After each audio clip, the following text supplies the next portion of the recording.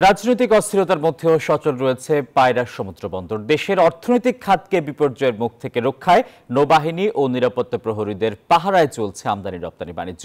সব মিলিয়ে বন্দরের রাজস্ব আয় বেড়েছে বলে জানান বন্দর চেয়ারম্যান। পটুয়াখালী থেকে শিকদার জোবায়ের রিপোর্ট।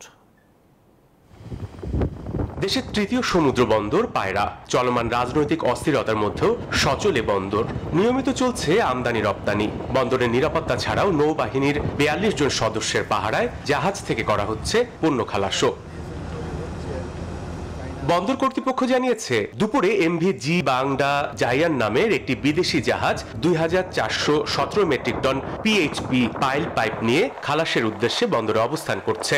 এছাড়াও এমভি সামির নামে আরেকটি মাদার ভেসেল ২৪,০০০ মেট্রিক টন কয়লা নিয়ে পায়রা বন্দরের আউটারে ঢুকেছে।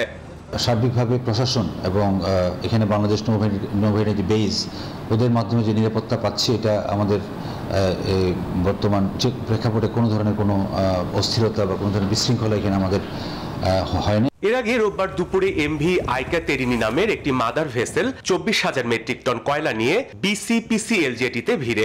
একই সময় এমভি বারমুন্ডি মাদার ভেসেলটি বন্দর ছেড়ে যায়। বন্দরের কার্যক্রমের পাশাপাশি আমাদের প্রজেক্টের কাজ চলছে। এখানে প্রায় ১,০০০ থেকে ১,২০০ শ্রমিক প্রতিনিয়ত কাজ করছে এবং এই শ্রমিকদের আসা যাওয়া এবং কাজের ক্ষেত্রে কোনো বিঘ্ন ঘটেনি। বসুন্ধরা টিস্যুতে ছাড়ের ছড়াছড়ি। বসুন্ধরা টিস্যু নিয়ে এলো নিশ্চিত ছাড়।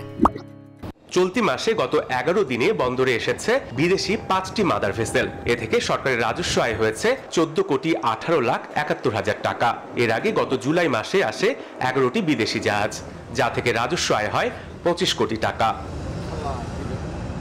Desk report, news 24।